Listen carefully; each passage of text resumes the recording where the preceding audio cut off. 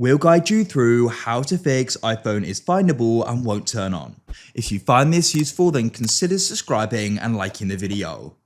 This can be a frustrating problem because you're wanting to go and use it and you're unable to. So we're going to guide you through how you can go and try fixing this to go and get it working again. Make sure it's this full guide and don't skip ahead. Otherwise, you may miss an important part of this guide.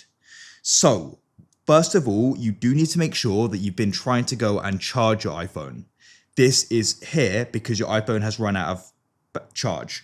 So first of all, go and grab its cable and you want to go and plug it in like so. Now you want to go and give it a good bit of time to go and charge. It should then go and come back on when it's ready. However, if you're finding that it's not, you're just finding that it's stuck here and it's not changing, we can go and try fixing this. So what you can do is just go and keep it charging for now. And what we're going to do is we're going to do a button combination in order to go and try fixing this. So what you can try doing is coming onto the side. We're going to do a forced restart, as this can just go and be a software problem in some cases. So you can try pressing the volume increase, decrease, and then we're going to tap and hold the side button.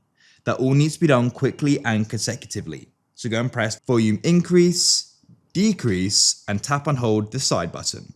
Now go and keep this held down. You may go and find that nothing goes and happens, and just keep it held down. This process could take up to 20 seconds, maybe a little longer, but when you go and see the Apple icon, you can then go and release, and this indicates that it's now coming back on.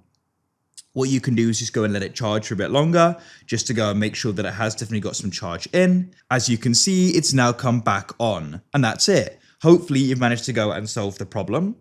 Now you may want to go and just keep charging it just to make sure that it has got plenty of charge in case there was a problem there.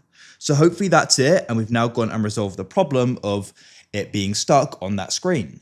If you found this useful and you want to see more guides like this, then consider going and checking out the channel and consider subscribing and liking the video so you're kept up to date when we go and make more.